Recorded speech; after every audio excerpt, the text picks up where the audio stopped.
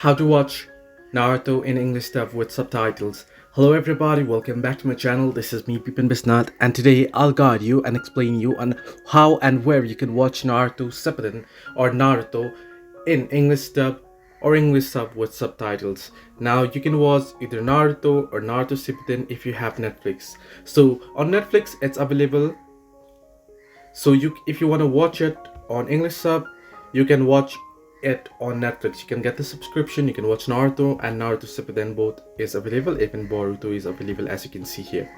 However, the other one, if you don't want to get the subscription for Netflix, you can watch it on Hulu as well, or Funimation, or it's available on Crunchyroll. If you want to watch it for free, you can watch it on Crunchyroll with a bit of ads and such.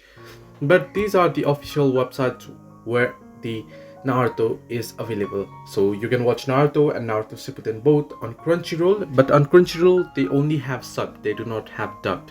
So you can watch it on Funimation or such.